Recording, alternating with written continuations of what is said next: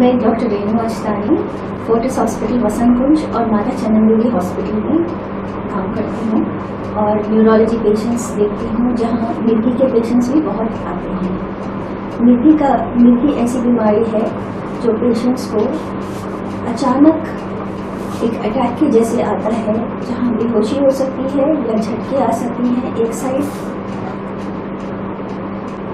और कभी कभी ऐसा है कि सिर्फ पेशेंट एक जगह दिखते रहता है। तो ये अलग किस्म के मिर्गी होते हैं। जो हम आज आपसे डिस्कस करने वाले हैं और जिसकी हम जानकारी दे रहे हैं वो कंडीशन है जहाँ या तो कोई चीज़ करनी चाहिए या नहीं करनी चाहिए मिर्गी के पेशेंट को। अलग अलग पॉइंट्स है। एक तो आपको अपनी दवाई बिल्कुल टाइम पे लेनी चाहिए। कभी कभी पेशेंट्स को बोला जाता है कि एक दवाई 8 घंटे में लेनी चाहिए, दैट इज 3 बार दिन में।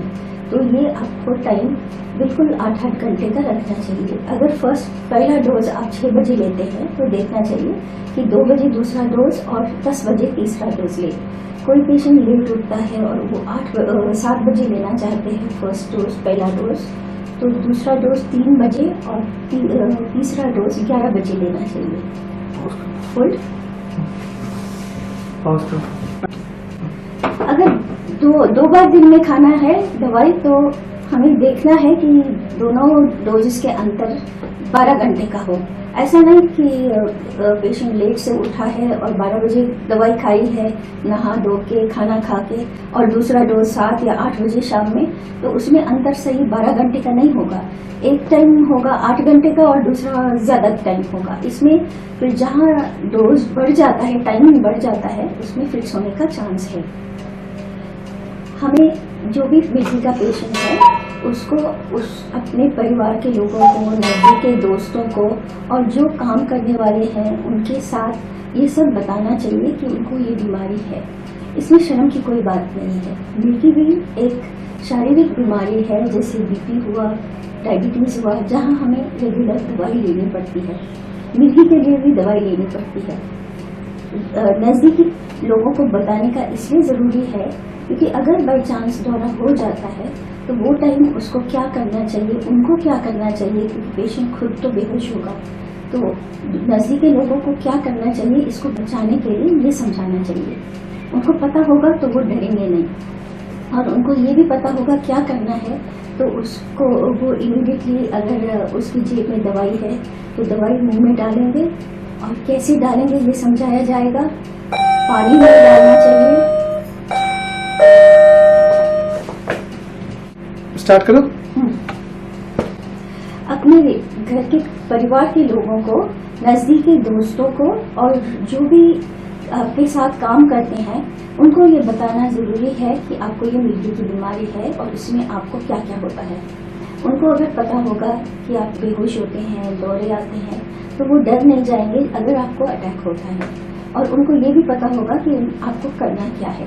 आपको जोर से पकड़ना नहीं है, आपको आराम से हवा में लिटा देना है, और आपके मुंह में जो गोली आप बताओगे वो देनी होगी। ये घबराएंगे नहीं, आपको हॉस्पिटल में ले आएंगे टाइम पे, जैसे आपकी जान पे कोई खतरा ना हो। और मिर्गी कोई एक शारीरिक बीमारी है जिसमें घबराने की कोई बात नहीं है। जैसे बीपी के लिए और डायबिटीज़ के लिए दवाई ली जाती है, वैसे इसमें भी दवाई ली जाती है। तो ये पेशेंट्स के रिश्तेदारों सबको पता है, तो वो टाइम से उनको देंगे दवाई। अगर आपके बच्चे को भी मिर्गी होती है तो उनकी ज़रूरी होती है कि उनके स्कूल को, टीचर को और स्कूल के जो भी अथॉरिटीज़ हैं उनको बताएं कि बच्चे को ऐसा होता है, और वो बच्चे का ध्यान भी देंगे। ज़रूरत है तो दवाई खिलाएंगे। और कभी ऐसा होता है मिर्गी में बच्चा बस ऐसे एक जगह देखते रहता है। अगर टीचर को नहीं पता है तो वो समझेंगे कि वो ढीठ बन गया, सुन नहीं रहा है, लेकिन हो सकता है ये अटैक हो रहा है। और बच्चे को टाइम पे दवाई मिलेगी और माँ बाप को जानकारी होगी कि ये हुआ है अटैक, और उनको ले जाएंगे। आपको अपना रिकॉर्ड मेंटेन करना पड़ेगा। एक डायरी होती है जहाँ जिस टाइम फिक्स हुआ है वो लिखा जाता है, कितनी देर फिट्स चला है और कौन से टाइप का फिट है, उसमें क्या क्या हुआ है, बेहोशी हुई या हाथ पैर हिले, ये सब लिखा जाता है। तो हमें आइडिया आती है कि इसको कितने दिनों में एक फिट हुआ है और कौन से टाइप का है। भले ही मिर्गी साल में एक बार हुआ है वो, ये भी लिखना ज़रूरी है। इसमें हमें दवाई का असर, दवाई का साइड इफ़ेक्ट और दवाई ज़रूरी है, कम करनी है या ज़्यादा करनी है, ये सब अंदाज़ा आता है। अगर कोई और बीमारी लगती है तो उसके लिए दवाई लेने से पहले डॉक्टर से सलाह करना ज़रूरी है। कोई दवाई मिर्गी की दवाई का असर ज़्यादा करती है या कोई दवाई कम करती है। अगर आपको कोई और बीमारी है, जैसे खांसी, जुकाम, बुखार हो रहा है और उसके लिए दवाई लेनी चाहिए, तो आपको अपने डॉक्टर से सिर्फ सलाह करनी चाहिए कि आप ये दवाई लेनी चाह रहे हो। हो सकता है कि कोई दवाई का असर मिर्गी की दवाई के असर पे असर करे, या तो उसका इफेक्ट ज़्यादा हो जाए या उसका असर कम, तो हमें दवाई को कम या ज़्यादा करना पड़ेगा। और हम ये भी बता सकते हैं कि कौन सी दवाई नहीं खानी है, क्योंकि कुछ दवाइयाँ हैं जो मिर्गी का अटैक ज़्यादा कर सकती हैं और उन्हें नहीं लेना चाहिए, उसके बदले कोई और दवाई दे सकते हैं। आपको रेगुलरली हमेशा एक बैलेंस डाइट लेनी चाहिए, जहाँ आप प्रोटीन, कार्बोहाइड्रेट्स, विटामिन, मिनरल्स, ये सब और थोड़ा सा फैट ज़रूर खाएं। ऐसा नहीं कि सिर्फ कोई बंदा दाल रोटी खाता है, किस बच्चे को सिर्फ दाल और सब्जी पसंद है। उस बैलेंस मील में ये सब चीज़ें एक साथ होनी चाहिए। एक्सरसाइज ज़रूरी है, बट ओवर एक्सरसाइज नहीं होनी चाहिए। ओवर एक्सरसाइज में थकावट ज़्यादा होता है, ब्रेन, शरीर के साथ ब्रेन भी बहुत थक जाता है।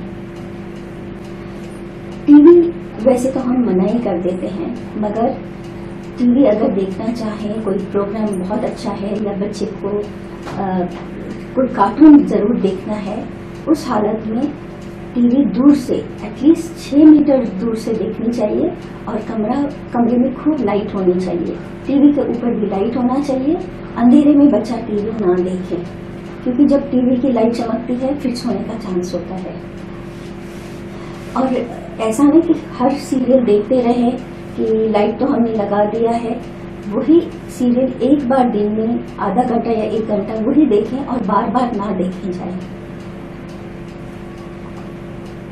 कंप्यूटर गेम्स भी बच्चों को शौक होता है और इनसे भी कभी कभी फिट्स होते हैं, और क्योंकि उनकी भी स्क्रीन लाइट्स चमकती हैं और उसमें शक होता है कि दौरा होता है। अगर गर्भ बचाने की, गर्भ प्रिवेंट करने की दवाइयाँ खा रहे हैं, जैसे कॉन्ट्रासेप्टिव पिल्स, तो इसमें मिर्गी पे असर हो सकता है। इसका भी डॉक्टर से डिस्कशन करिए। जब साइकिलिंग पे जाते हैं, सर पे हेलमेट लेना ज़रूरी है, प्रोटेक्शन ज़रूरी है। अगर बाई चांस दौरा होता है और बच्चा गिर जाता है तो वो प्रोटेक्ट हो जाए। कोई अलग असर लग रहा है आपको, आपके शरीर कुछ सही नहीं लग रहा है, जैसे कोई रैश आ रहा है, तो आपको डॉक्टर्स को दिखाना चाहिए, बताना चाहिए। हो सकता है मिर्गी अलग किस्म की हो रही हो, या तो दवाई का साइड इफेक्ट हो रहा है, या तो कुछ ज़्यादा ही असर हो रहा है। तो डॉक्टर देखेगा और बताएगा क्या इसमें इलाज क्या है। नींद बहुत ज़रूरी है, 7-8 घंटे नींद ज़रूरी है। कम नींद से दौरे का चांस ज़्यादा हो जाता है। ऐसा ना हुआ कि आप लेट सोए और जल्दी काम पे उठ के चले गए, तो इसमें फिट्स, ब्रेन थका हुआ रहता है, दिमाग थका हुआ रहता है और फिट्स का चांस है। लेट नाइट ऐसा होता है जब आप शादी पे गए या पार्टी पे गए, रात में लेट आए या रात पर डांस करते रहे, सुबह सुबह दौरा हो जाता है। वैसे तो शादी का भी माहौल ख़राब हो जाता है। तो अपना टाइम पे घर चले जाएं, अपनी दवाई खाएं और फ्रेश रहें। आपको ये देखना है कि आपके पास दवाई पूरी महीने की या पूरे टाइम की है। जब ख़त्म होनी है या ख़त्म हो गई तब लाएं तो एक आध डोज मिस भी हो सकता है। तो हमेशा दवाई एक्सेस में रखें। अपने बैग में जो ऑफिस ले जाते हैं उसमें भी हो, इनकेस हम सुबह भूल जाते हैं तो फिर वो बाद में ऑफिस जाके ले लें। और जैसे ख़त्म होने से पहले ही दूसरा ले आएं, जैसे कभी ना हो कि ऐसा दवाई घर पे हो ही ना और दवाई मिस हो जाए। रेगुलर डॉक्टर से रेगुलर चेकअप होना चाहिए। फिक्स ना भी हो, संपर्क में रहना चाहिए हर 3 महीने 2 महीने कि दवाई कंटिन्यू करना है और कोई साइड इफ़ेक्ट हुआ है या नहीं, तो ये देखें। कुछ चीज़ें हैं जो हमें नहीं करनी चाहिए, मिर्गी के पेशेंट को नहीं करनी चाहिए। जैसे अपनी दवाई अपने आप नहीं बंद करनी चाहिए। डॉक्टर देखेगा, उसको देखेगा कि टाइम हो गया है, उसको दौरा नहीं हुआ है, उसके बाद ही बंद कम करके दवाई बंद की जाती है। कभी हम बताते हैं पेशेंट को कि 3 साल के बाद दवाई बंद हो जाएगी, तो पेशेंट को लगता है मैंने 3 साल दवाई खाई है, मगर 3 साल दवाई खाने का नहीं होता है। 3 साल होता है कि दौरे नहीं आए। हो सकता है जब आपने दवाई शुरू की उसके 1 साल बाद दोबारा फिट आता है, तो जो मिर्गी आती है उसके 3 साल बाद दौरा नहीं होना चाहिए, उसके बाद ही बंद हो सकती है या कम हो सकती है। मगर ये गारंटी नहीं है कि कम करने से दवाई दौरा नहीं आएगा या मिर्गी नहीं आएगी। आपको अल्कोहल कम लेना है, कैफीन कम लेना है, स्मोकिंग अवॉइड करना है। दूसरी दवाई कोई भी लेते हैं उससे पहले आपको डॉक्टर से सलाह करनी चाहिए। ड्राइविंग मना है, क्योंकि अगर बेहोशी हुई ड्राइविंग के टाइम तो आपके जान को हानि है और दूसरों जो रोड पे है उनके जान पे भी हानि है। हेवी मशीनरी इस्तेमाल नहीं करनी है, हाई चोटी पे काम नहीं करना है। वही सब जगह जहाँ डेंजर है चोट का वो नहीं करना चाहिए। स्विमिंग मना है, मगर अगर आपको कंट्रोल है, फिट्स का कंट्रोल है और स्विमिंग आप जानते हो तो आप किसी को बता के, और बहुत अच्छा होगा अगर किसी को साथ ले जाए जो आपको ख्याल कर सकता है और आपको टाइम पे बचा सकता है। बाई चांस कुछ हो जाए तभी कर सकते हैं, नहीं तो नहीं। फास्टिंग व्रत नहीं रखने हैं, क्योंकि जब फास्टिंग होता है, ग्लूकोज शरीर का कम होता है, तब मिर्गी का चांस होता है।